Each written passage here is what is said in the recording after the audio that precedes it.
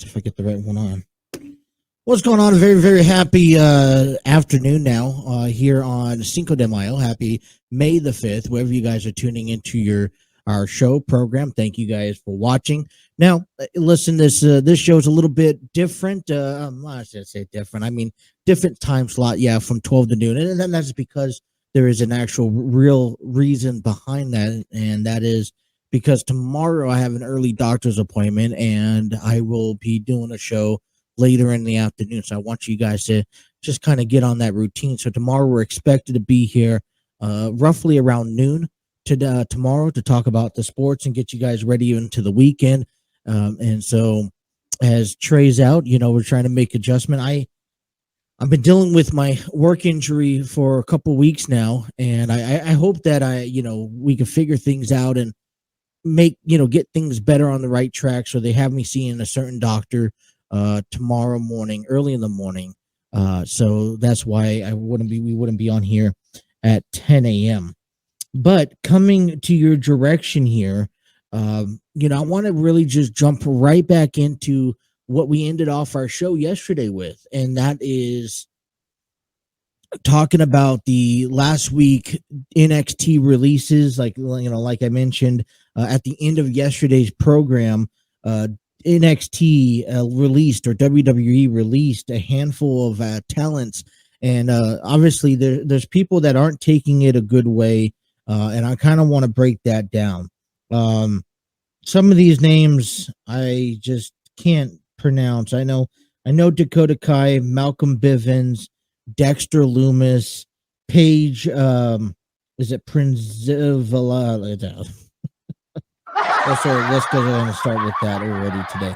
Harland, Persia Piota, Sanjana George, and Draco Anthony. Those guys were released back on Friday with the WWE. They were currently in NXT 2.0, kind of bringing up their working their way up through the chains and whatnot. And I know a lot of people are sitting this a little uneasy when it comes down to, hey, these guys are getting released. What's going on with NXT and WWE? Well, I could tell you, let's look at things quickly on a business perspective, because I feel that I know that a lot of people sit here as a fan. You sit here and you say, well, Justin, that this is not a right decision that these guys are making. Okay. And it's not a right decision. And I agree with you. I would be the first to agree with you on the decision making that they made back on Friday. I think we have to relook at this. So earlier this year, Vince McMahon decided, hey, we're going to take NXT, the black and yellow brand, the brand that's been around for nearly a decade, and we are going to change that brand to a more upbeat, get a new image. And we wanted to change that image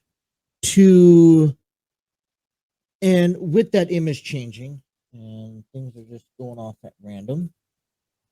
I'm starting to get a little concerned over here. My fan kicks on automatically. My light turns on over here automatically. I don't remember that light being on. So yeah, if we're being paid a visit by anybody, let's take a step back for a moment. But let's talk about the direction that NXT 2.0 is going in. Dexter Loomis,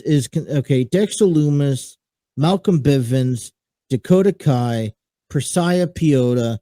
These are 4 key names out of the 8 men and women that NXT released last weekend.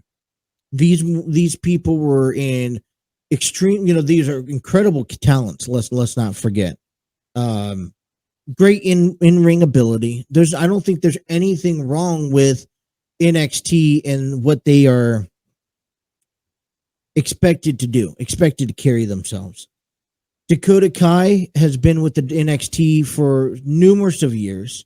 She has been working along with I feel like Dakota Kai finally started figuring out exactly where she was going to be at in NXT. I feel like the NXT and WWE finally figured out where Dakota Kai was going to go in her direction. Now she's not in her 20s anymore. I think she's in her mid 30s if I'm not mistaken, and she's been wrestling for a long time.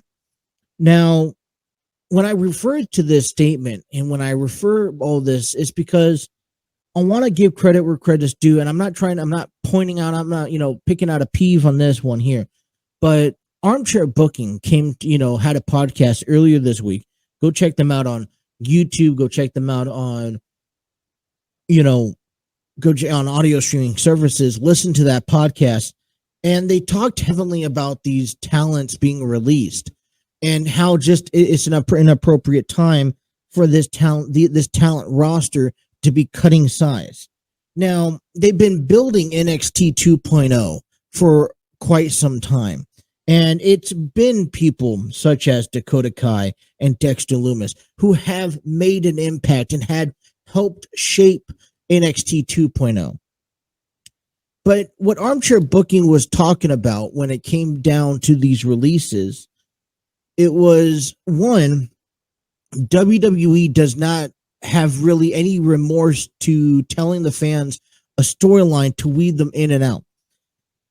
Dakota Kai, if I'm not mistaken, the last time I really paid attention or watched or even really followed was right before WrestleMania. Dakota Kai and Raquel Gonzalez ended up reuniting to face on the Toxic Attraction. And from my understanding, they won. Dakota Kai and Raquel Gonzalez won at NXT I call it Stand and Deliver, okay? But at the NXT pay-per-view, okay?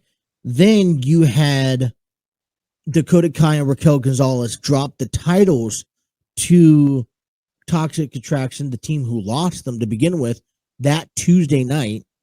And then you see Raquel Gonzalez head on over to SmackDown, which I don't know what the hell they're doing with her. And Dakota Kai kind of just been weaved off of television. Malcolm Bivens was a manager, played a distinct role. Okay.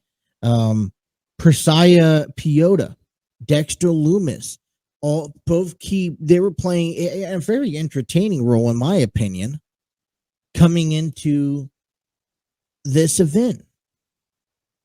So for me to sit here, okay, and when I look at these names, I'm kind of in distraught, okay, because these are men and women on this list that when I tune in on Tuesday nights, I'm looking forward to seeing them. But here's the point that I want to address when it comes down to these men and women. And the prime example I'm going to take is, like I said, I'm going to go right back around to Dakota Kai. And the reason why I'm going to the Dakota Kai is because she's been around for, I say, 5-6 years now with NXT. And, Dwaylen from Armchair Booking mentioned, well, are you giving these guys enough time? How many years? I guess here's the question, and I want to ask a scouter. I want to ask a developmental, or personnel. I want to ask somebody, and I really want to get the insights of this. Exactly what is the appropriate time for a competitive athlete that is getting hired by by WWE or by AEW? How long do you really give them before you're like, all right, listen, this just isn't the way that it's working out? I'm not saying that it's the talent's fault, because we know as fans that Dakota Kai comes out to the ring and entertains us each and every week. We know Dexter Lumis, Persaya Piota entertains us. Malcolm Bivens entertains us. Harlan entertains us. It's not the athlete. But if the WWE doesn't know the direction that the talent's going in, or doesn't have that image, then how long do you expect them to hold on to that individual before it's like it's just not working out? I feel like it's been an eternity since we finally seen Dakota Kai in that spotlight. We finally saw it just a month ago, but I feel like at that point it was just a little too late. Now, I personally I'm a little irritated because, I really was entertained and was actually supportive of standing behind what they were doing with the Dakota Kai, teaming up once again with Raquel Gonzalez. I was that guy that sat there and said, yes, you finally given us what the fans want. But I don't know if a person like Dakota Kai is the direction that the WWE is moving in. I don't think a lot of people know the direction that the WWE is moving in. Do you know the direction that the WWE is moving in? Because each time we sit here and we talk about the WWE, okay, and we think for a moment that they have a direction that they want to go in, they end up changing it on us. I mean, I was honestly convinced that if it worked out in a favor, dropping the title to Brock Lesnar at Roman Reigns at WrestleMania would have been the best interest for Roman Reigns, so that he could especially if they're planning on having Roman Reigns and The Rock next year at WrestleMania. You got to find some time this year, you really do, to give Roman Reigns that off-screen time. Roman Reigns, go home, take care of your family, spend a couple weeks out there, come back, maybe Survivor Series or the Royal Rumble, especially if they're not promoting the match now. Now, we've already seen time and time again that shots have been taken back and forth, or at least that Roman Reigns has been throwing shots at The Rock. They've been at least allowing that to happen. But, but they kept the title on Roman Reigns, and I don't know the reason why behind it. And I could, Trey will sit here on any day of the week and said, hey, Roman Reigns is going to be holding that title up until WrestleMania. And at some point I would be like, yeah, I wouldn't doubt it. But Trey, you have to also realize that, Roman Reigns doesn't need the title to face The Rock at WrestleMania if that's the direction that the WWE is going around.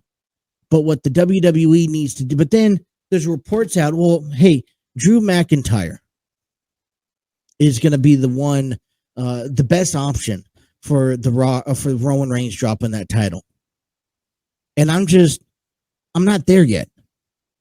I am personally not there. I would like to see the if you haven't pushed Drew McIntyre already, and I understand his injury, but I'm just not there at that level to claim and sit there and be okay with Roman Reigns dropping the title to Drew McIntyre. But going back around to the WWE releases and these NXT talents, NXT right now has a handful of selected guys. They have three levels of talent. They have your main event talent in Braun Baker, your Mandy Rose, kind of your face, Solo Sikoa. And then they have these group of guys that are at the edge of getting to that next level, that are just not, it's not like they're not there yet. But the NXT and WWE won't put them there yet. Tony D'Angelo, LA Knight, all right, Cameron Grimes. These are all guys that should be on top of that food chain. And the WWE or NXT, whoever you want to consider them as, they just haven't put them at that edge yet. Just yet. I just feel that these guys who have been released, some of them didn't work out. Some of them maybe stopped. I mean, listen, Dexter Lumis, Persea Piota, they were getting into a love triangle. And I'm not against that love triangle that they were getting themselves into. It was entertaining, but what else are you doing for Dexter Lumis? And if he's not being brought up to the main roster, okay, and because there has been talent out there that has either A, refused to be on the main roster for certain reasons, or two, they just don't see them at the main roster caliber, then why continue to hold them on? Cut them, find a position, find someone who you do see in the next 3 to 5 years on that main roster and build them up towards that. That's what I say towards it. I wanted to make sure that point got addressed because I ran out of time yesterday to talk about the NXT releases. And there's nothing against any of them. These are all great talent. They're going to go on to have added success to their career if they choose to step out that line and go work for a company like Impact or AEW or New Japan. I mean, I agree 1,000% with Dwayne at Armchair Booking when he mentioned that Dakota Kai is going to have numerous of success. She's a entertaining person. Absolutely. She's phenomenal in the ring. She knows her work. She just needs to find the right program to get out there and expose herself. And I feel like this is now a lift off the shoulders. I like to consider Dakota Kai, and I'll kind of resemble this. When she started her career off, WWE was a credible place to attend in the world of wrestling, especially as a female, because at the time, this was when the WWE started that female revolution. Well, let me tell you what, because I'm calling that a bunch of turds in the wind, because AEW, because WWE started the revolution, but they yet to continue it. I mean, matter of fact, they went 10 steps back. AEW, Impact Wrestling, Ring of Honor, and New Japan has all had to take it into their own power to upload it. And how do they, and to encourage it? And how do they do that? Well, they did that by last night on Dynamite, crowning unifying the Ring of Honor championships, because I believe it was, and if I'm not mistaken, in the main event, it was Mercedes Martinez taking on Deonna Purrazzo for the unification of the Ring of Honor championship match. We will talk about that later in our program. Wrestlemania Backlash is coming up here this Sunday. I have some of the matches that are set to square away, and I'll give you my thoughts on that. And as we break it down later on this weekend, you have the Kentucky Derby 2 days away. Now, there's another incident I'm not really too, ecstatic about is the Kentucky Derby. I know I actually was intrigued that weekend a year ago when I was watching it. My daughter was actually very intrigued in watching it over the weekend. And so maybe I'll tune into it. I don't know. Man, we got some baseball. We got some basketball to talk about. We got NHL to talk about. We got the Cincinnati Reds to talk about. And man, they lost again. Another terrible game that they lost in. And it's just, it doesn't get better. And we'll break that down here. Justin and Trey, right here on the TNC Sports Talk YouTube channel, is 2 hours today. All right. Taking you up until about 5 minutes after 2. About that time, we are going to have the Cincinnati Reds and the Milwaukee Brewers have the getaway day. First pitch is at 1:40 p.m. in Milwaukee. And we'll get to you all that information, the starting lineup and all that as that comes away. When we come back from our first break, we're going to take a timeout. But when we do come back, we will talk about the Cincinnati Reds and the Milwaukee Brewers final game last night. 18 runs. A lot of it thanks to at least about half of it thanks to a Rowdy Tellez from the Milwaukee Brewers. We'll play it all that to you. You guys are listening to Justin and Trey right here on the TNC Sports Talk YouTube channel.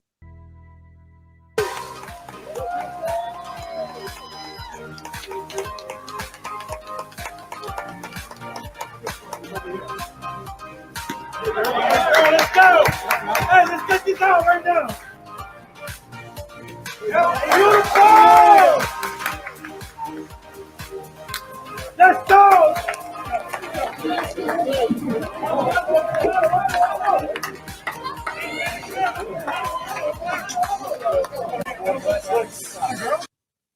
Welcome back here to Justin and Trey.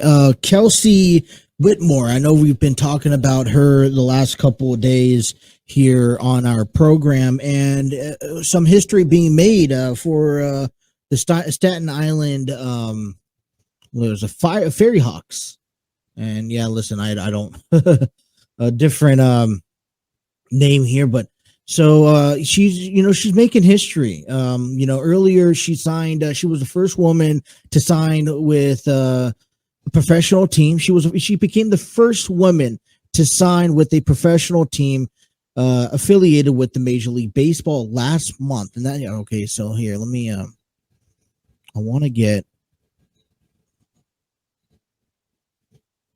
Just bear with me. I think I have it here. There we go. So she became the first woman to sign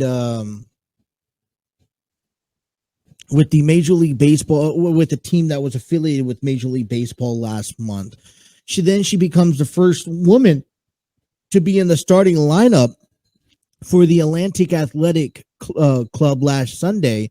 And then Kelsie Whitmore becomes the first woman to take the mound in a Atlantic League game last night, making a relief appearance in the Staten Island Fairy Hawks 3-1 loss to Lexington Legends. Now, we already knew she was going to be making a debut on the mound here at some point. Whitmore, she's 23 years old, two-way player who started in left field in her very first game back on Sunday, was called upon to get her club out, or to get her club out of the bases loaded gem, and she delivered. Okay, she in her result, she pitched a ball, a called strike, and a 1-2 count. It was a fly out, and she got ahead into the count early on. She looked really incredible. This is a really even though the Staten Island was unable to come back from this loss here. The pressure, the delivery to the mound. I feel like it's just another moment in professional baseball as we step forward. I guess let me ask you this: at some point, do you see? Because here's the thing: the women's revolution of sports entertainment doesn't just fall and lie under professional fighting, professional wrestling. You got the WNBA, which is exciting to watch. I know that they had that, the arena lingerie football years ago, and I feel like that's taken it up to another level. You got women playing college football at some points. I know they're making a statement at high school levels. Same thing would go with baseball and basketball and hockey, and women are, the women's world of entertainment is just, it's soaring through the skies. I am just struck to, and as a full supporter, I am a full supporter. I encourage, I at this point, listen, these women out there in this world, they could do so much more than what men can handle. And I'm not here to degrade anybody. I'm not, no men, no women, but it's not just in professional wrestling. And it's just there's another level, level this week, and as we go into the month of May, and the reason why I'm talking about this is because we are big advocates of women's revolution, women's rising, and NWF is having an all women's exclusive event on May 28th, and Trey and I, great enough to be able to sponsor a match down there at the event. So I'm sitting here right now, and I'm excited. I sit here with joy, the fact that this is something that she's been able to do. She was in the 2014, a little bit about Kelsie. She played for Sonoma 2016, 2017, and last year she pitched for the independent Portland Pickles. She also played for the U.S. Women's National Baseball Team, winning the silver medal in 2014, Women's Baseball World Cup and a gold medal at the 2015 Pan American Games. She posted a 1.35 ERA for Team USA from 2014 to 2019 and hit 348 during a 2019 Pan Am Games. Now, here's the point. I mean, I know I may be sounding ridiculous when I say this, but at some point, do you see a woman starring in Major League Baseball? I sure can, and I would be ecstatic if we got a chance to see that. But congratulations to Kelsie Whitmore. Hey, listen, one positive thing at least comes out of this situation, because I tell you, we are still in devastating. Last night's ball game between the Cincinnati Reds and the Milwaukee Brewers, man, it got off to a bad late start. It got off to a terrible start. It could not catch up from there. The Milwaukee Brewers put up 18 runs on 17 hits, while the Cincinnati Reds put up 4 runs off of 7 hits. Now, I don't know about you. How do you, after a while, okay, they're sitting there and they are 3-21. All right, going into today's game, we'll get to your lineups later on today. Don't worry, but 3 for 21. And was it the pitching? Okay, Vladimir Gutierrez, 4 in a third inning pitched last night. 8 hits allowed, 7 runs in, 2 walks, 2 strikeouts. Compared to a Freddie Peralta, which was the opposing pitcher, 5 innings pitched, 5 hits, 3 runs, 2 walks, 7 strikeouts. But it wasn't. I don't even think they would have lost anyways. But it wasn't even like what's taken away is the highlight of last night. The special athlete that was Rowdy Tellez. He went 4 for 6, 2 runs, 8 RBIs, 1 strikeout, and 2 grand slams. I'm telling you, you have to see this highlight. You just watch. This is Rowdy Tellez in his night last night. This one is crushed deep center and a grand slam for Rowdy Tellez. This one's off of a. This one's off of a 2-2 tie. He clears the bases. Boy, that's just the first one. They're going to enjoy the bell. Now here's the thing: bottom of the 6th inning, the Reds are down 7-3, so they've practically already lost the game, considering they scored 1 more run in the 9th inning. But a man on, all right. And Tellez cranks one towards right. Back track, he's done it again. 8 RBIs total. A grand slam, a 2-run home run. And wait for this last one. 6th time in his career with a multi-homer game. Happy night, Rowdy. 3 for 4. Tellez, deep right. Back. Oh, gosh. That looks like that was out of here. Came inches shy. 1 run is in. Oh. 2 runs are in. Rowdy Tellez missed another grand slam by a foot. Oh, my. It would have been something to behold. Scored 2 more runs, but it's just shy of a grand slam. And I tell you, boy, Rowdy Tellez just had an incredible day against. Choose Gel V-Power now. No, don't play it. Oh, my goodness. All right, there you go. Rowdy Tellez just had an incredible day. I want to give a shout out for that video. That is on MLB.com, and it was on the news on the highlights feed. So thank you to MLB.com for having that video. But it's just kind of like that sting a little bit. I mean, I honestly, I feel so terrible. I mean, I'm not feeling terrible much more for the fans.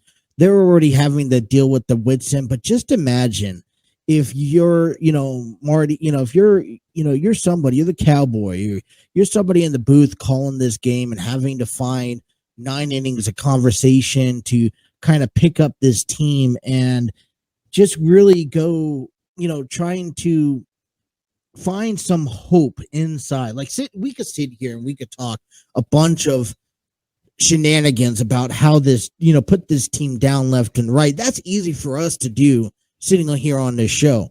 But to be able to, to be someone who goes to each and every game, like their game starts here in about an hour from now. All right. We'll get you the lineups and everything about the game.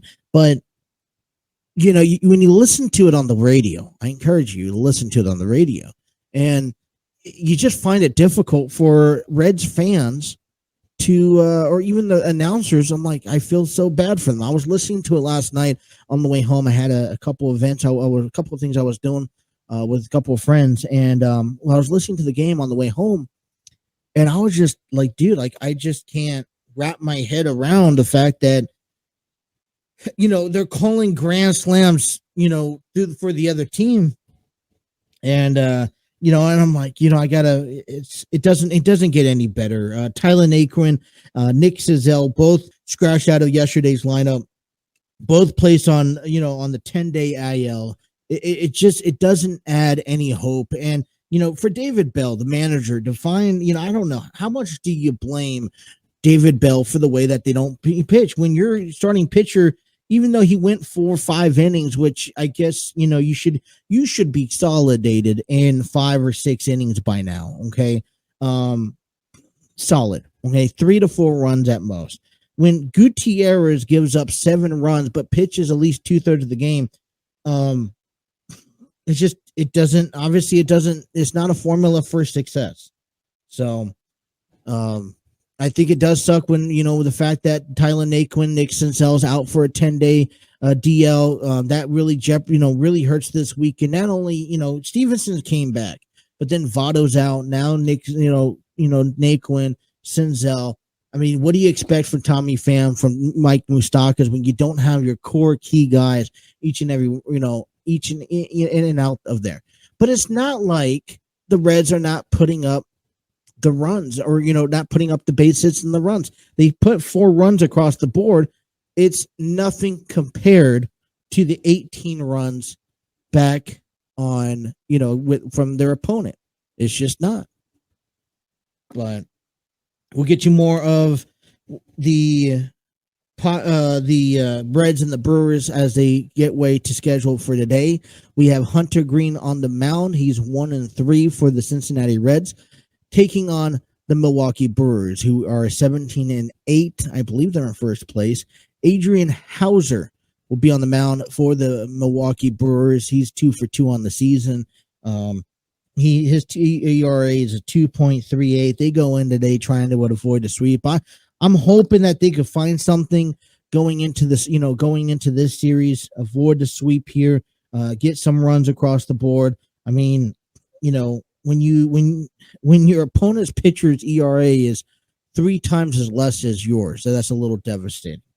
But I don't know. We will have to wait to see. That game starts at 1:40. All right, let's get to another break. We'll come back talking about some Ohio baseball. Cleveland Guardians former pitcher Mike Clevenger returns to Cincinnati, or returns to Cleveland yesterday. And pitched his first game since his Tommy John surgery at the Major League Baseball level. I'll tell you about that when he comes back. When we come back, TNC Sports Talk continues here on Justin Drake continues here on TNC Sports Talk YouTube channel.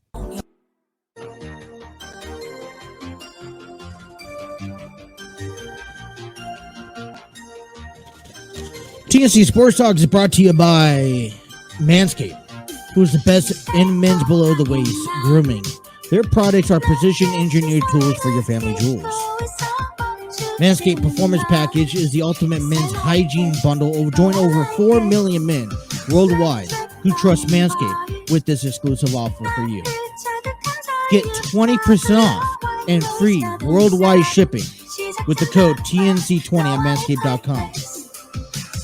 Okay, that is 20% off with free shipping at manscaped.com by using promo code TNC20. Unlock your confidence and always use the right tools with the job at Manscaped.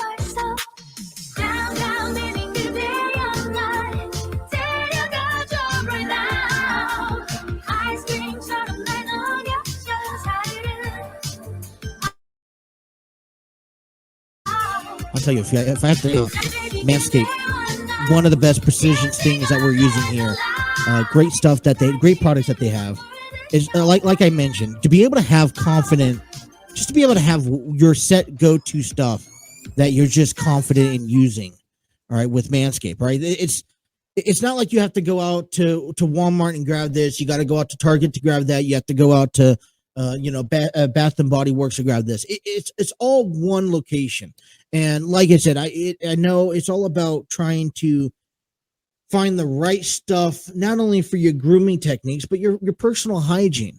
You're talking about body wash, deodorant, cologne, shampoo, conditioner, everything that you need. And it's nice. They set up great bundle deals. Definitely check them out. Save 20% today by heading off to manscaped.com with promo code TNC20. All right. The Reds and the Brewers square off against in the last game of the series today at 1:40. Like I said, we'll get to the lineup here probably at the top of the hour. The Mike Clevenger, who was a former starting pitcher for the Cleveland Indians, made his return back to Cleveland, but as a San Diego Padre. He was traded back in 2020 on the MLB short season last year, and he was given the nod after having Tommy John surgery, missed the entire 2021 season. He came out, pitched out yesterday. Now he was scheduled to pitch on Tuesday, but yet Tuesday was rained out, so they had a doubleheader to yesterday. All 19 innings. As a matter of fact, there was all 18 innings. As a matter of fact, there was 19 innings because this is game 2 went to an extra inning. But Mike Clevenger in game 1, he pitched 4 2/3 of an inning, 4 hits allowed, 3 runs allowed, 3 walks, 4 strikeouts. Not too bad as a starting pitcher. You think that's the same numbers equivalent to a guy like Vladimir Gutierrez, who's had a solid 3, 4, 5 starts now to begin the season. Padres won that first game 5-4. They dropped the second game 5-6. And the reason why I want to mention that up here is that the Padres in a doubleheader for one game, doubleheader playing 2 games. And this is kind of what you've expected to do. The Padres had 10 pitchers, a combination, both game 1 and game 2, 10 pitchers went over 2 games in 19 innings. And what was the results? Well, they won the first game. They lost the second one. All right. But when you look at the Cincinnati Reds over a game on Tuesday and a game on Wednesday, the Reds had 11 pitchers, 2 games, but then 1 inning less. And you know what the results were? They lost last night's game 4-18, and then lost Tuesday 3-6. I want you to paint that picture in your head. A team like the Padres, who are on a winning record, okay, they're coming home tonight to face the Miami Marlins, and I believe in a 4-game series. And you have the Cincinnati Reds, who can't even win more games than the Cincinnati Bengals last 2 seasons ago in a whole month of baseball. I'm sorry, that's just terrible. I'm not solidated by that. All right. Another interesting news coming out to you guys. I'll bring that to you guys coming up here right after this quick promotional ad. All right, as we're talking about baseball here, another interesting story that comes around. If anyone who watches baseball knows a little bit about baseball, they know about Madison Bumgarner. Well, interesting thing that came across my table today, I thought would be nice to share with you guys, was Madison Bumgarner got ejected after the first inning by the first base umpire, Dan Bellino, for profanity use against the umpire. Now, we know about. I know about, so I'll share with you. Madison Bumgarner is he's not verbal, but he's very distinct on what he gets out of his performance. Okay. he has a passion for the game. He loves the game. And when the home plate umpire is not throwing, that calling the balls and strikes that you need or that you want or that you deserve, Madison Bumgarner will let you hear it. There's been many encounters between Madison Bumgarner and Joe West in the past. All right. And in the first inning of the Miami Marlins and Arizona Diamondbacks game, that was a getaway day, starting in the daytime. Listen, Madison Bumgarner gave up a leadoff home run to begin the game for the bottom of the first for John Birdie. Okay, he gave it up against John Birdie, and then he struck out the side. Now there was a few calls inside that strike zone that the umpire did not give Madison Bumgarner, that he felt that maybe he should have been given that strike. Now, like I said, Madison Bumgarner is more of a sensitive person. If you sit there and you aggravate him, it's not that hard to aggravate because he wants to get in there, get his work done, get out. And he knows that if he's on the mark and he's throwing his location and hitting his pitches, then he shouldn't have to see the repercussions of a missed call. Well, Madison Bumgarner, as he made his way back to the home to his dugout, all pitchers now have to get their hands checked for a controlled substance. And Dan Bellino, who was the first base umpire, checking his hand, you would have to see the pitcher. Pictures on this, and you could actually find this video on MLB.com. And he wasn't even looking at his hand. He was holding his hand, feeling it. Madison Bumgarner's looking down at his hand, looking, hey, have you found nothing? Can I go in there? Probably a little agitated that he gave up a leadoff home run. Some of the pitches weren't in his location. Umpire staring right at Madison Bumgarner. Okay. Madison Bumgarner looks up, looks down, looks up again, probably says, hey, are we done here yet? I don't know the exact term. I didn't read his lip, nor I'm not a mind reader here, but some sort of allegation, some sort of confrontation started that caused Dan Bellino to throw Madison Bumgarner out of the game. And, this became absurd. This got out of hand very quickly. And I wonder if it could have all been avoided. Madison Bumgarner has only been ejected one other time, and that was back in June 11, 2008, and that was for balls and strikes. I'm wondering if there was a confrontation with that first place umpire. Maybe Madison Bumgarner said something prior, or whatever the case may be, about, hey, listen, I'm not going to like today's game. I'm not going to call balls and strikes. We're going to have issues. Maybe the umpire was not putting up with it. But, luckily, the Diamondbacks were able to come back and win 8-7. I could have just imagined if but as a pitcher for the Arizona Diamondbacks, that's a whole start that was wasted. Because now his next chance to go up is in 5 days. And that can very well affect Madison Bumgarner. I don't know. I just thought that was instinct. I feel like this year is going to be the oppose of, all right, pitchers want to establish their control. They don't want the aggression. If they feel that, hey, a player or a coach or a manager is going to get after them early on, they kind of like, nope, let's get away from this. But Madison Bumgarner was ejected, and it doesn't look bad on anybody's side. It doesn't matter. It just doesn't look bad. It doesn't look good. All right, NBA playoffs here. The Philadelphia 76ers lost to Miami Heat. Now, I'm going to tell you this. I'm a little surprised let me save that for next one. I'm a little surprised with Miami Heat coming up and showing up here against Philadelphia in this series. I believe they take the first 2 games. Now they're going to be on the road. What sucks is there's no basketball games played today. They're going to play. The next game is played tomorrow. But a little surprise out of Miami, and then also the Phoenix Suns. Phoenix Suns beat the Dallas Mavericks 129-109. And this one here, Phoenix Suns leads the series 2-0.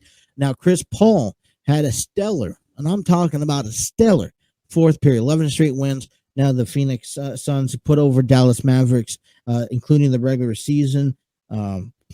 Something just, I feel like now in the NBA, you're starting to find yourself that, hey, playoffs are here. You have your final 8 teams in the run. Okay, we're going to wean out the guys who are tired, who don't really belong in the final 4. And, these are the guys who are making that impact. So Miami and Phoenix won yesterday's game. Like I said, there's no NBA games today. That continues tomorrow. Over in the NHL here, okay, let's talk a little bit about that as we progress. The couple of scores around the scoreboard. Carolina once again destroyed Boston 5-2. Tampa Bay comes back to beat Toronto after losing 2 days ago. They beat the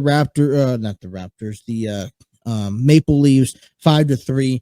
The Minnesota defeated St. Louis 6-2, and then Edmonton just shut out the LA Kings. Okay. Edmonton's goalie, Mike Smith, made over 30 saves against the Kings last night in a shutout victory. Now, Edmonton goes 2-0 to the Vikings. Not really what I'm a pleasant by with the Kings' performance. Now, they lost the first game 4-3.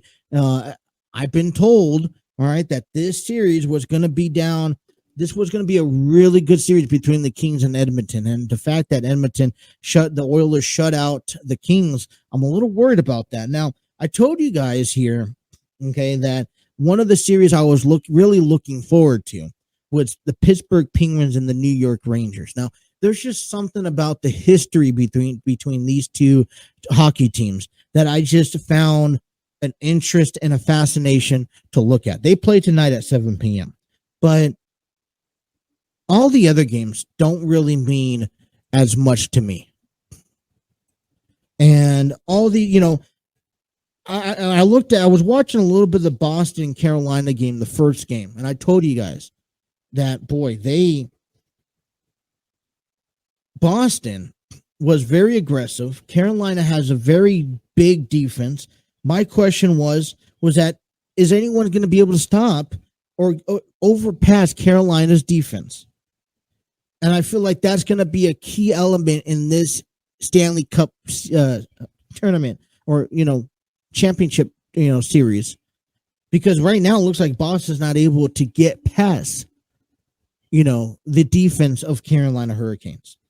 Now, also, like I said, people talk to me quite often about the Kings and Edmonton Oilers, that this was going to be an epic series, especially it was probably one of the better games out of them all. Well, I'll put that to rest. Tampa Bay and Toronto.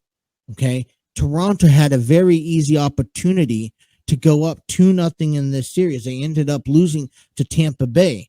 Toronto, okay, and Tampa Bay is that other series, that other day that you want to watch. I want to watch this series from start to beginning. Okay. So now, from having one team on my radar, for having another team said, hey, you should go look at this game and watch. Okay. I see Tampa Bay and Toronto and how their performance as of late. And it's like, all right, if I'm going to watch any 2 games in hockey, I know I'm watching Pittsburgh and New York, which I get that game tonight, and I want to watch that game. But then you get Tampa Bay and Toronto. I'm like, all right, now let me start paying attention to that series. I'm worried. I want to pay attention to the Kings and to the Oilers. I'm just worried that the Oilers are kind of just going to take this one away, because I feel like the Kings hasn't lived up to their potential. Right? They kind of just slid on into the Stanley Cup playoffs this year. I don't think that the Kings are, don't expect much more from them, especially when Mike Smith, who is the goalie for the Edmonton Oilers, made 30 saves in last night's win, shutting them out. That's pretty impressive. All right, Justin and Trey here, coming up here in hour number 2 for us. NFL. Before we get into wrestling, we have to talk about NFL. So when we come back, we'll get you the Reds and the Brewers lineup because I'm sure it's out. I'll have to pull it up. All right, but we'll get you that. Yesterday, the NFL announces 5 international teams, and I have that list for you guys as well. I talked about the women's revolution here and how impactful that is and how they're growing. We saw Kelsie Whitmore, making her MLB, well, not MLB, Atlantic League pitch on the mound for the first time, breaking that record. Okay.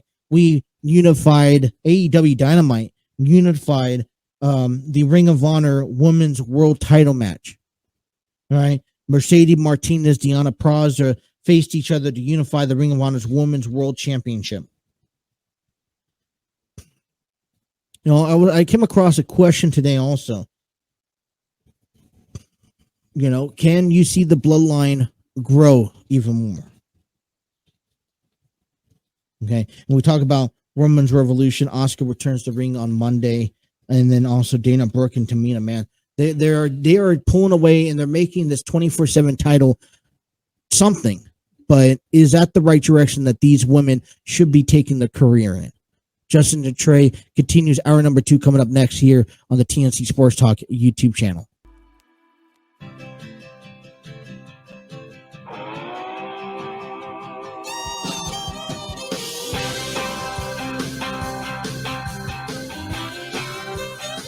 Well, when I woke up, she was looking at me. She told me I've been cheating on her in her dream. Lord, it wasn't a thing I could do or say. TNC Sports Talk is proud to be using StreamYard, the proud home of Justin and Trey. StreamYard Studios is where you can create your podcast, videos, host virtual business meetings, and even conduct your interviews. Check out their free version at StreamYard.com. I couldn't stay the same, so I stopped going down on Friday night. I stopped drinking. We'd also like to invite you out to our merchandise page. You guys can shop our merchandise at tpublic.com. Get your shirts, phone cases, mugs, and more. Grab your favorite sports talk show gear today by heading on over to tpublic.com/user/TNC-sports-talk. Order now. A little bit of TLC. Some tightening up here on hour number 2. Justin and Trey takes you up to a full another hour. And with that being said, we don't normally like to do things like this, and this is where, when conflict of interest, see, this is why I love doing a show first thing in the morning, is because when you do a show first thing in the morning, you don't have any ball games going on your way. You just have you just have to deal with, hey, let's talk about what games are expected to happen today. Well, coming up here in about 30 minutes from now, we will see the Cincinnati Reds and the Milwaukee Brewers on Game 3. Now, the Reds are going to try to avoid a sweep here, and let's get you to that lineup that is, oh gosh. You wonder yourself, okay, is this something like, are we just in for another loss? But for the starting pitching for the Cincinnati Reds, you have Hunter Green. He's 1 for 3. ERA is a flat out 6 with 22 strikeouts. Adrian Hauser will get the nod for the Milwaukee Brewers on this getaway day. He's 2 for 2. His ERA is 2.53 with 16 strikeouts. TJ, starting lineup for the Cincinnati Reds. Batting first in right field is TJ Friedl. Batting second at second base is Brandon Drury. Batting third at left field is Tommy Pham. Batting fourth at third base is Mike Moustakas. Batting fifth behind the plate, Tyler Stevenson coming back. Batting sixth at first base, Colin Moran. At shortstop, Matt Reynolds, he'll be batting seventh. The designated hitter, Ronnie Dawson, the new guy that just came up, batting eighth. And the guy that I'm actually very intrigued about watching, Albert Almora Jr. He'll be in center field. He'll be batting ninth. So we got Friedel, Drury, Pham, Moustakas, Stevenson, Moran, Reynolds, Dawson, and Almora Jr. That's your lineup for the Cincinnati Reds. Over in the Milwaukee side, batting second and batting first, the leadoff at second base, Luis Urias. Christian Yelich will be playing left field, batting second, followed by Willie Adames. He'll be at shortstop. Batting cleanup is Rowdy Tellez. Had a monstrous game yesterday.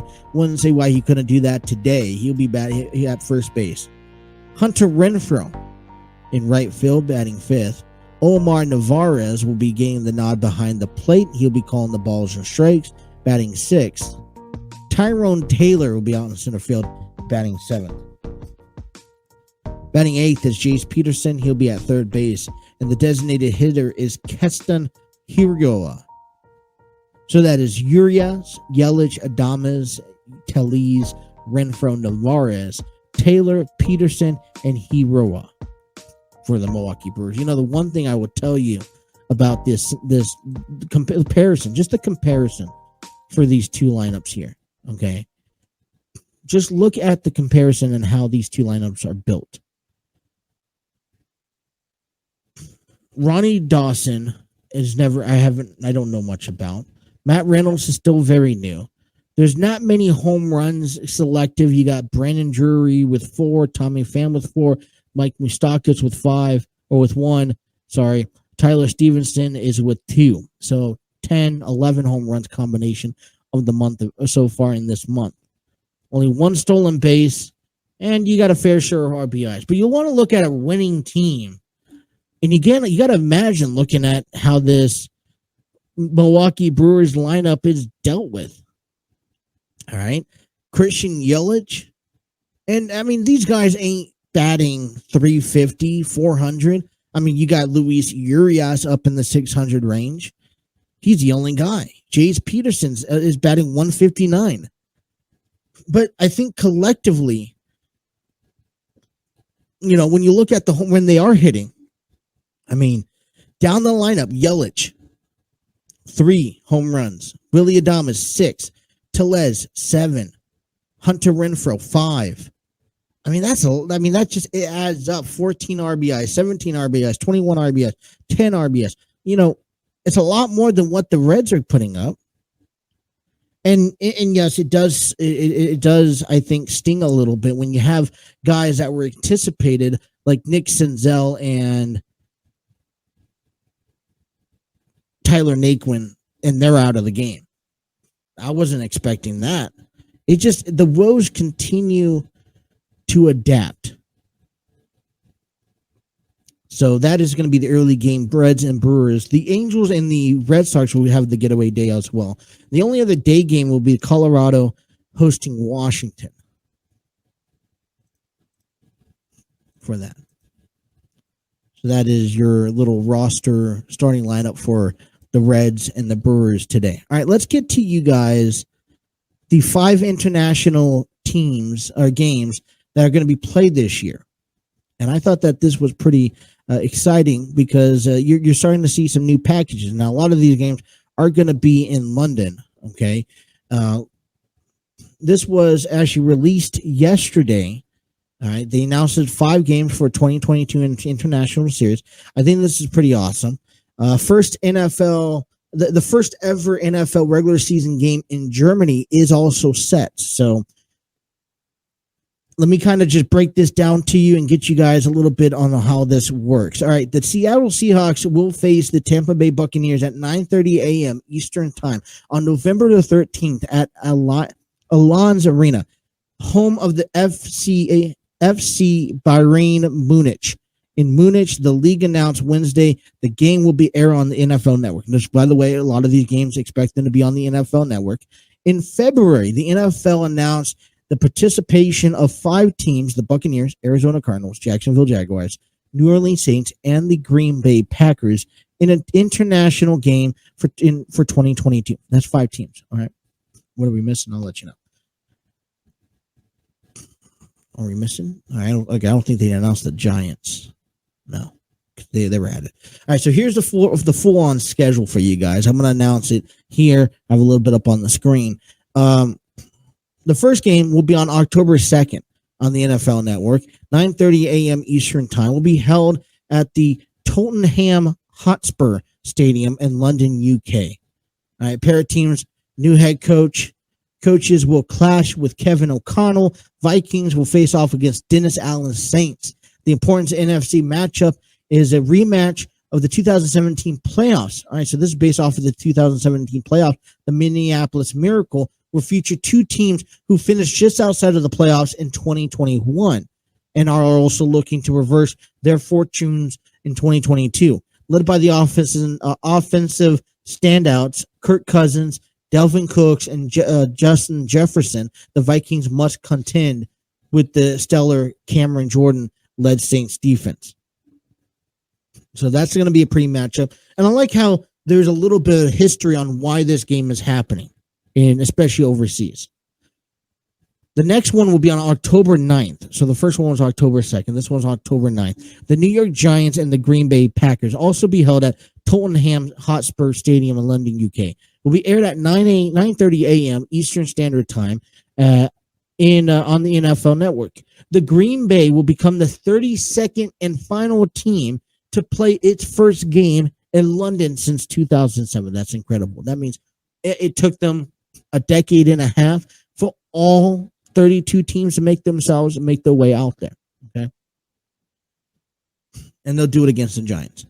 This Tottenham matchup will feature the NFC's top seed in 2021 against the Giants. Teams taking its steps into a new era with the head coach of Brian DeBall and an injection of young talent. All right. I like that. Okay. You have a veteran, hard-headed matchup with the Green Bay Packers and the New York Giants. Who doesn't want to see the New York Giants? I think when you affiliate New York, you got to mention the Giants involved. I mean, I'm okay with it. I'm perfectly fine with this. The next one's going to be a little different. The Denver Broncos will be taking on the Jacksonville Jaguars. I think by now this is the tradition of the Jaguars always making a stop in London every year. That will be at 9:30 a.m. Eastern Standard Time on October 30th, the day before Halloween. Okay. ESPN Plus, and this is the only thing that's going to be on ESPN Plus. The Jaguars. I'm always dropping pins. You know, it's interesting. Ever since I started doing this, I got to have a pin in my hand. Whatever reason. Don't ask me why. The Jaguars, making their 9th trip to the UK since the league began hosting the overseas game, will round out the 3 UK games where they will be faced in Denver. All right. Jacksonville will face a familiar face in former offensive coordinator Nathaniel Hackett, who is now the head coach for the Broncos. So something a little bit more light, a little bit more easier for them to handle. Now this, okay, so you think about this. In the month of October, for 3, well, no, I want to say 3 consecutive weeks, but for 3 out of the 4 weeks, NFL will be played in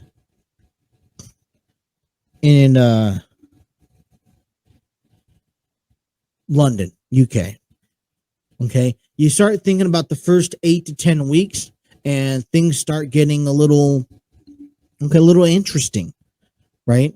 You have the first one about 5, 6 weeks maybe into the season. That's okay. 7, 8, 9. All right.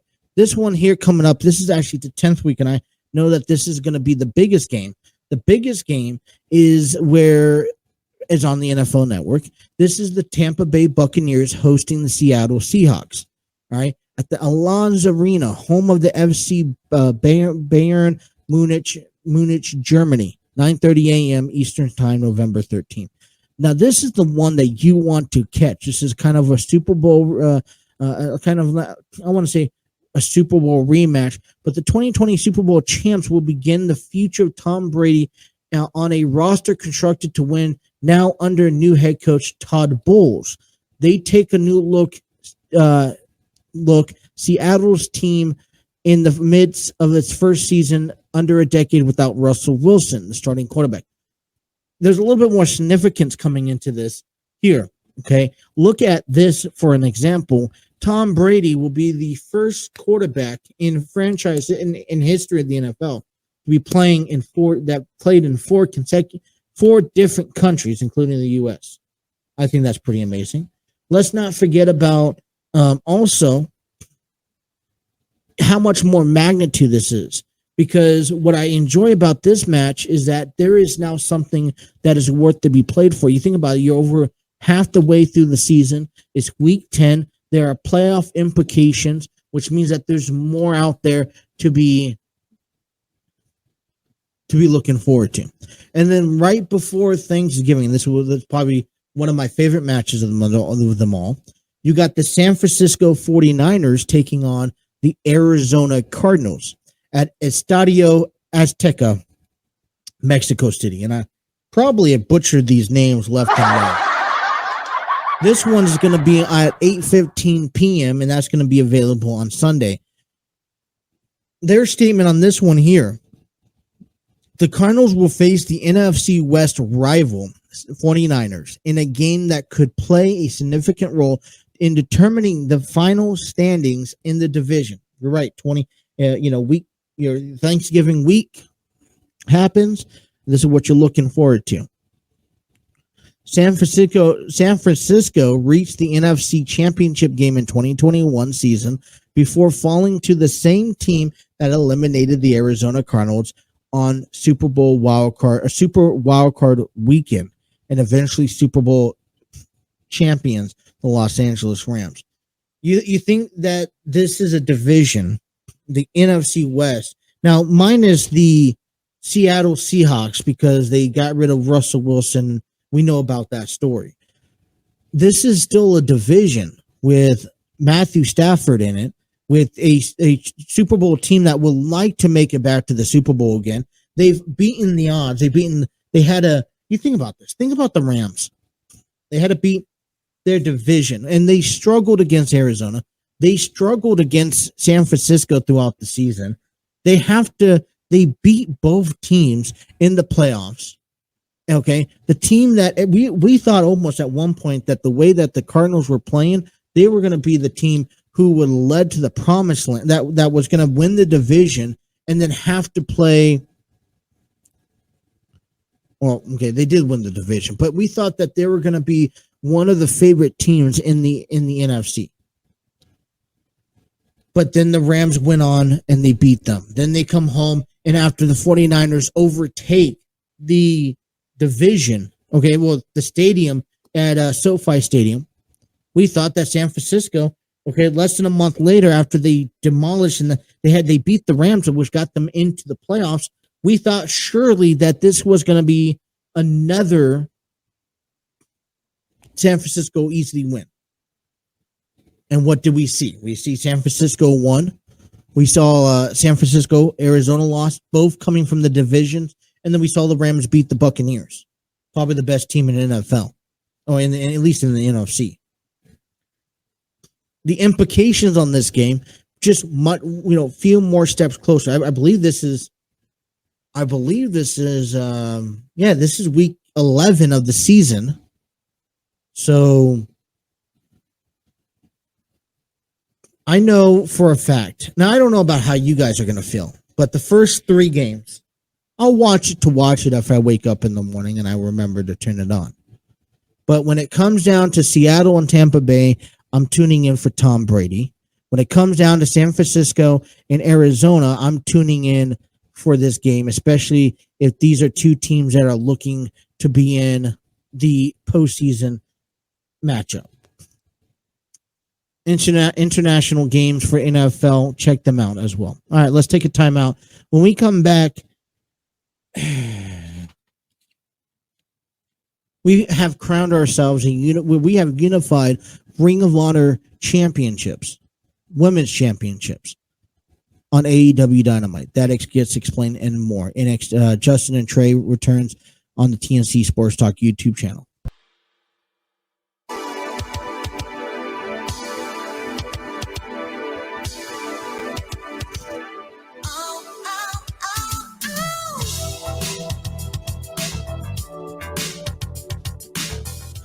Guys, don't forget, we are also brought to you by TNC Sports Talk is also brought to you by SeatGeek. Save 20% off on your first purchase of $50 or more when you head on over to SeatGeek.com with promo code TNC Sports Talk. Now, if you guys are looking to get your own, next time you guys go out to an event, next time you guys go out to an event, the next time you guys go out to a concert, head on out to SeatGeek.com and use promo code TNC Sports Talk by checking out and save 20% off.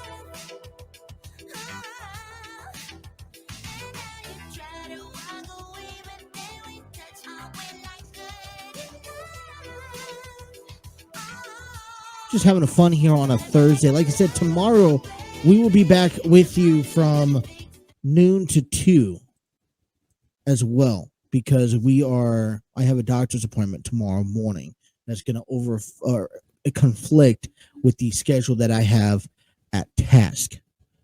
And if you guys are listening to our show, the Padres, well, not the Reds. The first thing that comes out of my mouth is the Padres for some reason. Don't ask me. The Reds and the Milwaukee Brewers are set to square away. Hey, because the Padres are playing better. That's what I'm thinking. We have unified the women's Ring of Honor women's. You know what? I did all that work. You could have just popped you up there. You guys could have saw that. Oh my goodness! Look at that. The international games. That's what happens when you preset things a couple hours early. You forget that you have certain things that you can pop up on your show on the screen size. But we have Mercedes Martinez, who defeated Deonna Purrazzo for the to unify the Ring of Honor Women's World Championship last night on AEW Dynamite in the main event. Now, we're just, I think this is correlates the entire format of this women's conversation talk. We had Kelsie Whitmore made her on the mound debut yesterday for the Atlantic League. Mercedes Martinez. Now, hey, listen, she is one of the better athletes that it gets overlooked. You want to talk about one of the most overlooked competitors in AEW or in WWE or in professional wrestling, Mercedes Martinez. And this is a prime example where, as much as you could get frustrated for WWE releasing Dakota Kai, I'm telling you that this right here, looking at Mercedes Martinez hold up both championships to unify them, I say that this is the reason why you have to be optimistic about this, because what did Dakota Kai do in NXT besides winning NXT Women's Tag Team Championships? I believe she was 2-time. Okay. Or at least 1 time. I know that for a fact. But they have also held it on for a low period of time. Now, I'm not saying AEW is perfect at this, because they are not. Right? When I say AEW is not perfect at this, I mean there are plenty of athletes that come into AEW that should be at that high bar, that high stake, but they're not given that placemat. All right, they'll come up. Here's a prime example. Whatever happened to Ruby Soho? The last time that I've really seen her go after anything was when she was involved into the TBS Women's Championship tournament that we saw Cora Jade win. No, not Cora Jade. Jade Cargill Okay, my Jade's all mixed up. Jade Cargill was the one who ended up winning that, and that was with Thunder Rosa. And listen, I'm excited for Mercedes Martinez to defeat Deonna Purrazzo. I'm excited because we're seeing something new. Okay, I'm excited because this championship is being spread around because it was with Ring of Honor, then it went to Impact Wrestling when they went on hiatus, and then now it's coming back to AEW, who, by the way, owns Ring of Honor. I do like the cross championship way. Now, here was something that came to an interest of mine here. I want to get your guys' thoughts. Okay, there's just something that popped up that changed everything.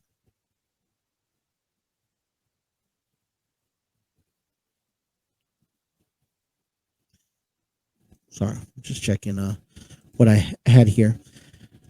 All right, I want to ask you. Okay, when Tony Khan sits there and he says, "Hey, I got this huge announcement, you guys. You guys got to watch. You guys got to tune in to me, and I got to tell you this announcement." And then the announcement is simple. The announcement is, "Oh, in a couple of weeks, we're going to have a forbidden door broken down again." All right. Let's not overuse that term. Why do you need to make an announcement claiming, "Oh, there's going to be a forbidden door to be broken down in the near future"? Because ever since AEW has opened up, they have promptly been breaking down that forbidden door. When we used the forbidden door, I know on this show, months ago, okay, that was when Mickie James went to the Royal Rumble, and as I predicted, and as I told you guys about how that was going to turn out, it turned out. Now, Cody Rhodes is not the guy who is wrestling in WWE, AEW, Impact Wrestling, Lucha Underground, New Japan Pro Wrestling, NWF, OVW. No, he's strictly restricted to WWE. The only reason, and people are going to tell me I'm wrong, but the only reason why Mickie James went to the Royal Rumble and got a chance to promote her Impact Knockout Women's Championship was because they wanted to do the wrong. And while people sat there and got all excited that the WWE was making that step down. Now, and listen, I wanted to be that guy to sit there and say, yes, they're finally acknowledging. And I will say this, at some point in time, I don't believe the WWE will last as much longer without acknowledging that. Now, there's conflict of interest, there's rumors, and they're all just rumors when they say rumors. But they talk about, this Cody Rhodes is going to bring AEW talent over. Well, sure. But see, now what I'm seeing here is completely different. I don't see the forbidden door is cross-promoting talent. The forbidden door has been around for decades. Okay, back when promotions were territorial, it was, okay, I don't want to ruin, I don't have nothing for this guy, NWA. Do you want to use him for 6 weeks while I figure something out for him? Hey, I'll give you 30% of our profits if I could use your championship. Not going to, change the hands, but if I could use it because people will come watch the product. It's always been around. You talk about this forbidden door stuff. How many times have you seen AEW open that door to guys like, Morrisley, who was on Impact? Does AEW own Impact Wrestling too? Am I missing something? But AEW does it quite often. I mean, whatever happened? Please tell me if you figure this out. Whatever happened to Jay White? And maybe I've been living underneath a rock, but I don't see Jay Lethal as much. I'm just saying that forbidden door is a forbidden door, and I get that. But it's for Tony Khan, it doesn't get used as a forbidden door. He has that connection. He's willing to cross promote other brands. And we go back around to this Mercedes Martinez and Deonna Purrazzo. I mean, look at Deonna Purrazzo. I mean, I remember hearing the reports how nervous she was going into this match this week because this was her first AEW match. And now, listen, she's a respected champion, being an Impact champion, being a Ring of Honor champion. She's held that title with glory. But is this a one-time deal? This is kind of, okay, here's that tryout run. Let me give you that spotlight. Morrissey, that same way. We're sitting here, and they're seeing cross promotions happen all the time. And as Double or Nothing approaches here in a couple weeks, and I don't see anything that's that overexciting.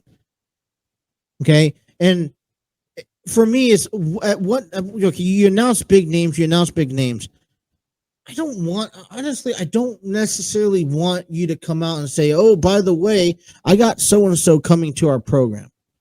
Not saying because it ruins the credibility, because, he does, Tony Khan does commit to that. He makes that statement true. But at the same time, I would like to just see the return. Women's wrestling is such a big entity. You guys, we saw the women's revolution in the world is such a big entity, you guys. And this is why I'm so glad about it. There is not a single woman out there that doesn't deserve to be paid the same way that males do. They should be main eventing plenty of matches. Look at Thunder Rosa and Britt Baker in that steel cage match back in February or March. I mean, Ronda Rousey and Charlotte Flair should have main event in night 1 of WrestleMania. Dakota Kai will go out there on the free market and be somebody because WWE didn't push that. Priscilla Piota is going to be the same way. Look at the inspirations for a great example.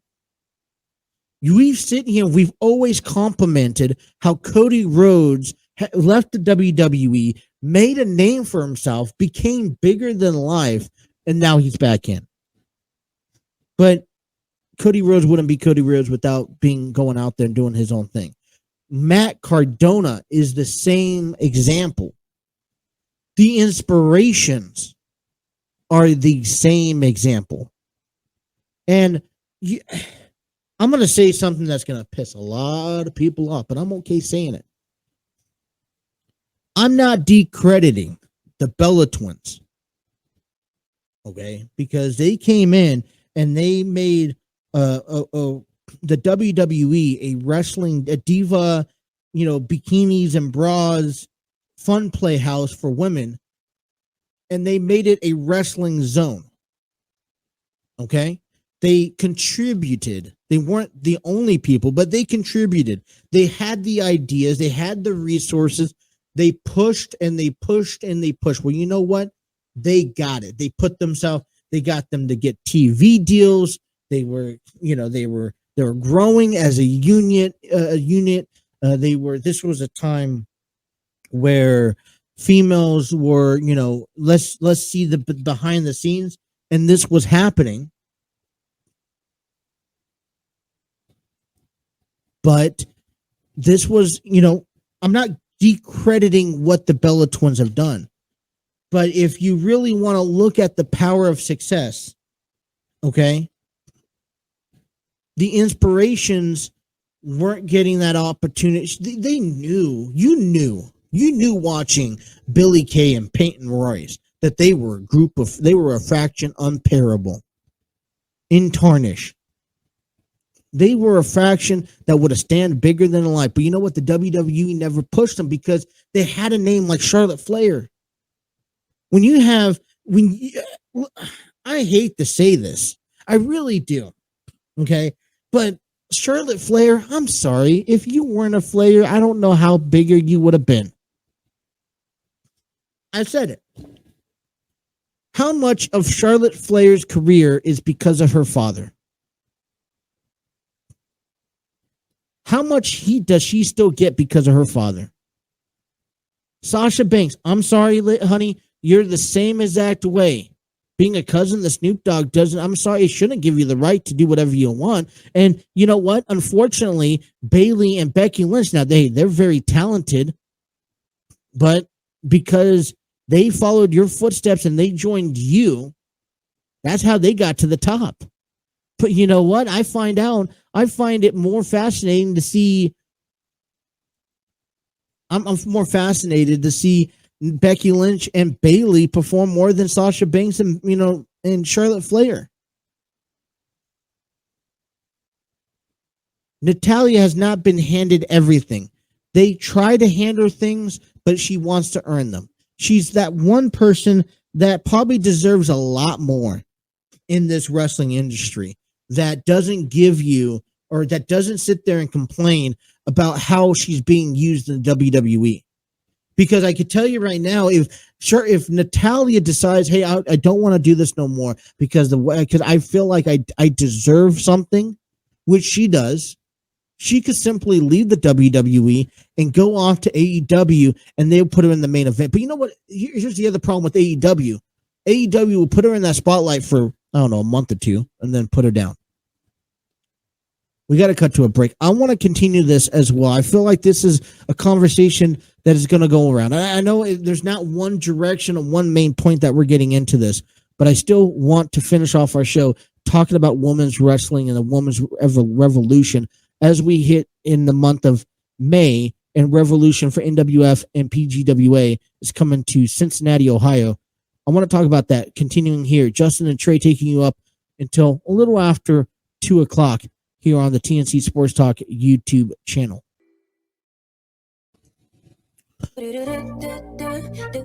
Excuse me.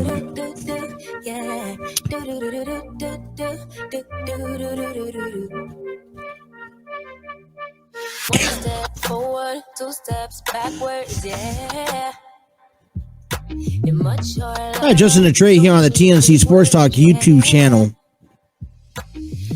You know, I want to talk about, just kind of rip off on this here as we continue our conversation from just a few moments ago before our break. You know, women's revolution. You take a look at Naomi, Natalya, for a prime example, who has descended down in the Hart Foundation wrestling program.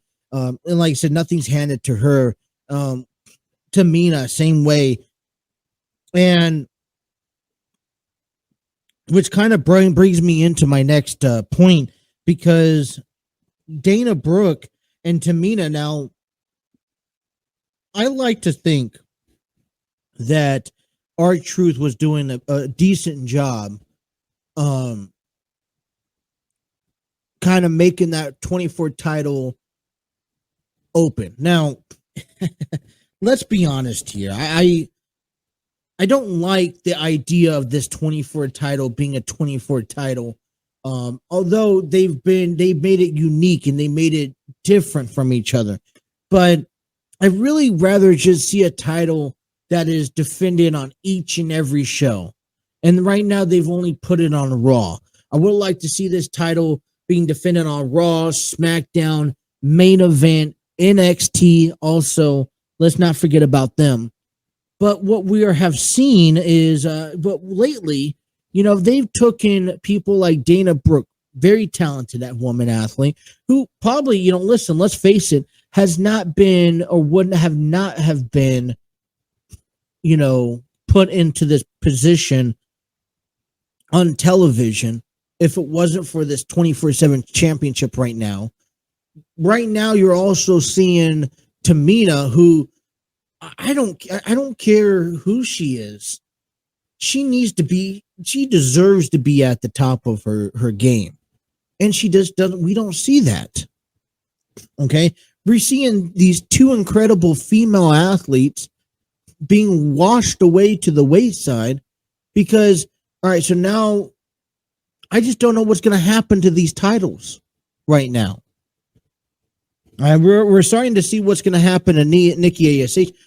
When I want to say to these titles, I mean Dana Brooke and what's going to happen to Dana Brooke and Tamina, because realistically, Tamina and Akira Tozawa, as much as there's just so much awkwardness in between them, and I'm starting to feel unsettled, uncomfortable seeing that. And I don't know about you. Tell me if I'm wrong, but you're starting to feel uncomfortable seeing these two people kind of pretend that there's a relationship there. Reggie and Dana, Dana Brooke is. Reggie and Dana has zero chemistry, and I kind of feel like the WWE has now portrayed more Dana as a diva, and I tremendously hate seeing that word, but that's what I perceive Dana Brooke as right now, that the WWE is built up as a diva. Okay, we haven't seen Carmella or Zelina Vega much as of late. I don't like the usage of in and out competition. I like it all one together. All right, let's talk a little bit more about AEW Dynamite last night right after this quick promotional ad. All right, you guys could check out and support your future stars today at NWF Wrestling. See Adam Swayze, Rex, Sean Evans, Ella, Riley Matthews, Big Mama, and the Great King Time, plus a whole lot more as they show off their talent in Cincinnati, Northern Kentucky. Become a part of the NWF Army by heading on over to their weekly event. Find out more information at nwfwrestling.com. I say this because they have an event coming up in Ludlow coming up here at this weekend. A lot of great things. May the 7th. I believe the Brax will be contending for an NWF championship with Adam Swayze. So don't want to miss that out. And they also have that all women's event May the 28th. Definitely don't want to miss that out as well. Okay. So I wanted to talk. So we talked about Deonna Purrazzo and Mercedes Martinez. Purrazzo, she's won the title in Impact Wrestling back in January, but was unable to defend it at Supercard of Honor during WrestleMania weekend, leaving her off the first Ring of Honor event under Tony Khan's leadership.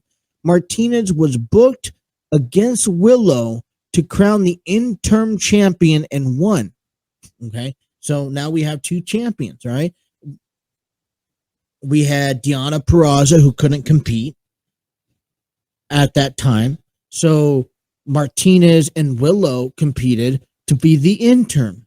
Then Martinez won. She was able to force.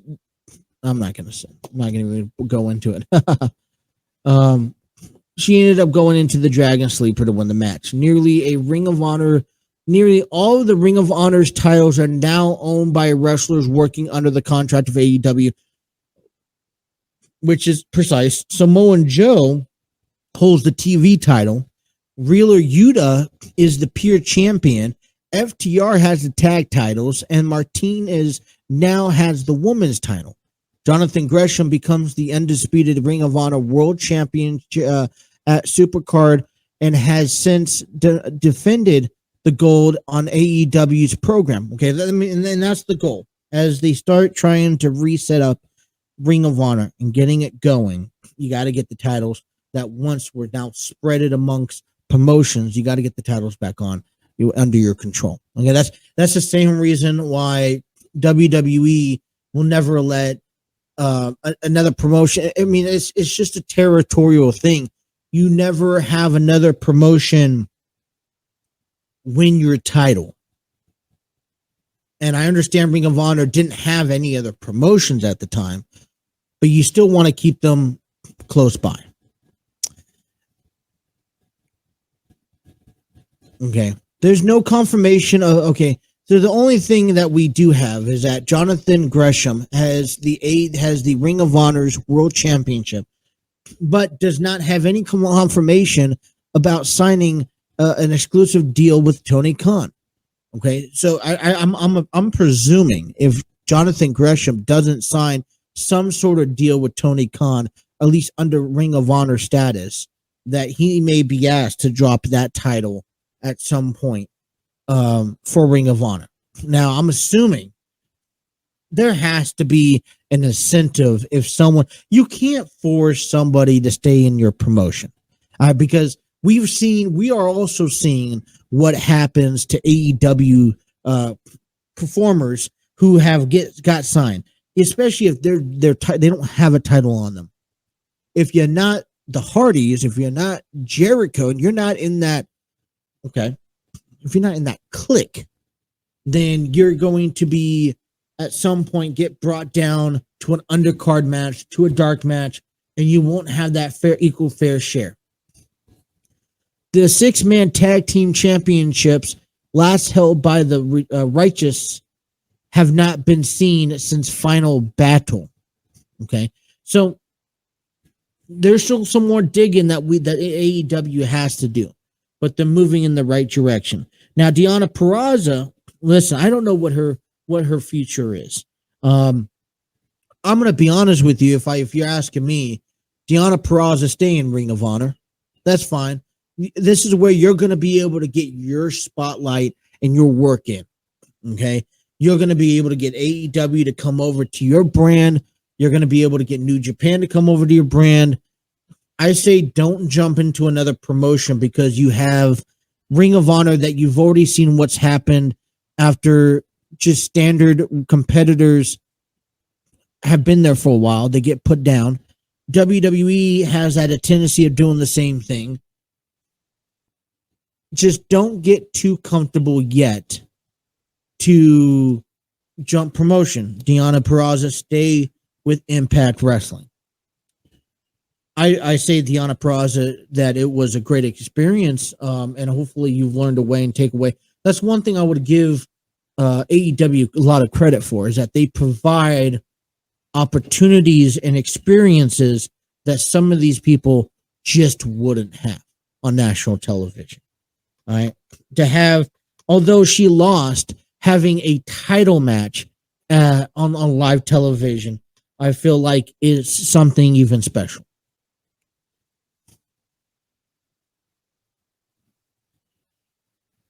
Khan has asked back at Supercard if he had any updates regarding the next Ring of Honor event and the future on TV.